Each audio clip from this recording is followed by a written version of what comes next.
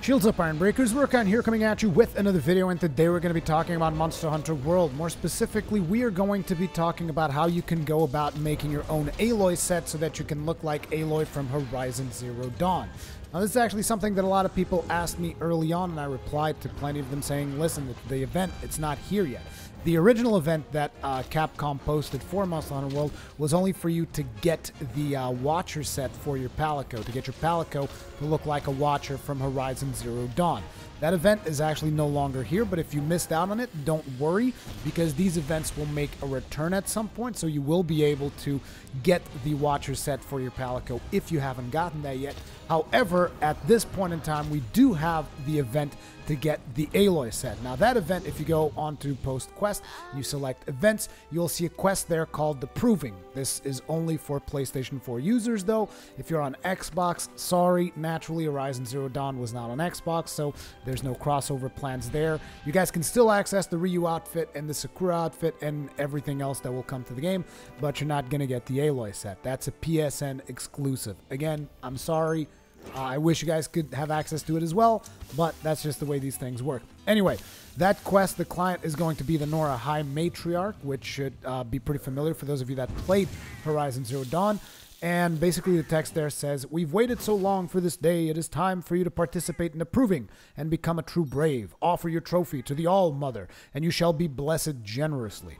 Now, what exactly does this mean? Well, basically this is a 6-star quest where you have to go and kill an Anjanath. So 6 stars does mean this particular Anjanath is high rank, so you're going to need Hunter rank 11 or more in order to go ahead and hunt this Anjanath. Now, if you are not yet rank 11, don't sweat it. This quest is going to be available to you up until the 15th of March. So you can still get to Hunter rank 11 by then and then come back here, do this event, and get yourself the Aloy set. However, if for some reason you're not able to get to Hunter rank 11 by the 15th of March, don't worry, because these events are on a cycle, and very much like I said, the event to get the Watcher parts for your Palico will come back. This event will come back in the future as well, so you don't have to stress yourself out like, oh my god, this is my only chance to get the Aloy set. However, if you are high rank, you should go ahead and do this now. Just get it out of the way and get yourself the Aloy set. You're going to be able to look just like Aloy, and you're going to be able to craft Aloy's bow as well. Now, the required amount of materials this time around is going to be 9 Nora Brave trophies. Now, every time that you do this quest, you're going to get 1 or more. I don't know exactly what are the conditions to getting more than 1. I know that I've had a couple of quests where I've gotten 2. I don't know if it's maybe related to how fast you kill the monster or if it's just like completely RNG. But either way, you can count on doing this quest anywhere between like 7 to 9 times, or maybe a little bit less if you're really, really lucky. But make sure that you get yourself at least 9 Nora Brave tokens. You guys are going to say, why, Rurikhan? I've been to the smithy. You only need 4 to craft the outfit. Yes, that is entirely correct. You only need 4 to craft the set, and by the way, you cannot equip this set separately. Very much like the Ryu set, whenever you equip one piece, you're going to it's automatically going to equip the full set, and it's going to change your appearance to look like Aloy. So the set is going to require 4 pieces of Nora Brave trophies, but if you get to the bow, it's going to require 2 more to craft the Aloy bow.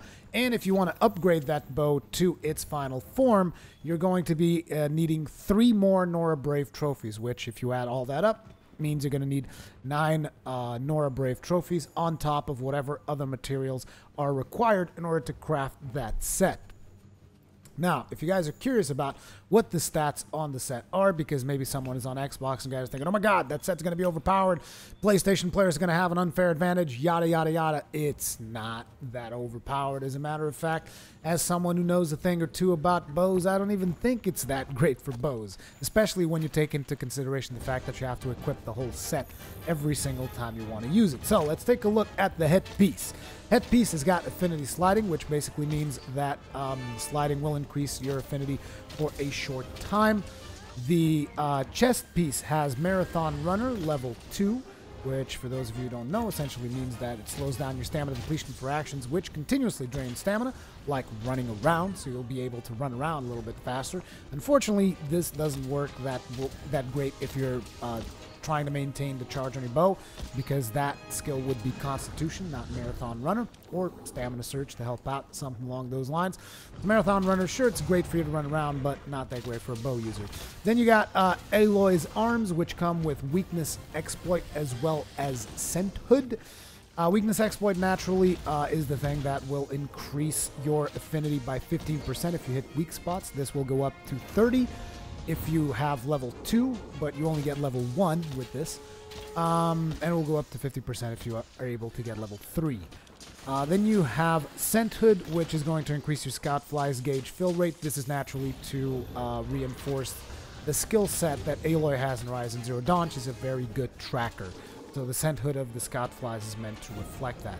Then if we look to Aloy's Belt, we're going to get Tier 2 Stealth, which naturally makes it easier for monsters to lose sight of you. And then if we go to Aloy's Leggings, you are going to get Slinger Capacity Increase, which is going to increase your capacity for your Slinger, as the skill itself says. Now, if you do get the full set, you're also going to get 2 bonuses from the Anjanath set, which is kind of weird that they were just like, oh yeah, just put the bonuses of the Anjanath set in there. But essentially, you're going to get the Adrenaline skill, which temporarily reduces stamina depletion when health is at 40% or lower. So you will actually be more efficient with your bow if you're below 40% health. And Anjanath's Will, which is going to increase the stamina cap.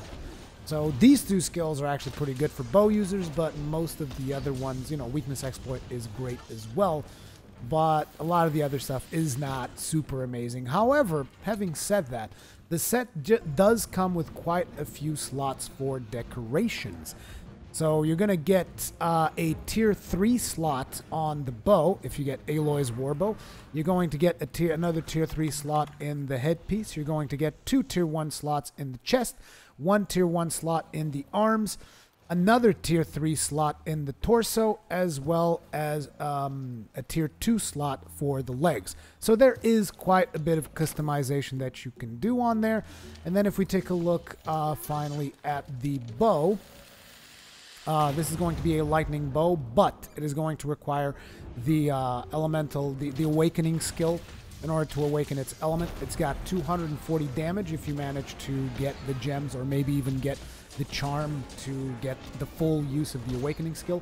Otherwise, it is not going to have an element, so you can, by all means, use an elementalist stone, raise its raw damage, and just use it that way. And you can use Aloy's bow for everything if you go like that. Otherwise, you can get the Awakening skill and get 240 additional damage on top of the 192 damage in the final version of the bow. This bow also comes with a reasonably high affinity of 30%, which is actually pretty good for landing crits, and it goes hand in hand with the Weakness Exploit skill that we have. Where was it? It was in the belt, or torso, whatever you want to call it. No, actually the hands. Sorry. The Weakness Exploit skill that you get in the hands. So that's pretty good. But ultimately, the bow does not support power coating, which is going to be very disappointing to a lot of bow users, because everybody knows power coating is probably the best coating when it comes to dealing damage. Naturally, it has close range coating like all the other bows, and it also has paralysis and poison. However, it is mostly a cosmetic set, but it does come with interesting skills. You can upgrade the armor if you choose to do so. But again, if you really are min-maxing, I don't think this is the best way to go. This is mostly something for you to have fun with and just play as Aloy. Very much the same way that the Ryu set is made for you to have fun playing as Ryu. Anyway, hopefully you guys enjoyed this video. Hopefully you guys get your Aloy sets. Make sure to get that quest in. Get the Nora Brave trophies, craft the set, and have some fun playing as Aloy from Horizon Zero Dawn. Thank you very much for watching this video, and I'll see you guys in the next one.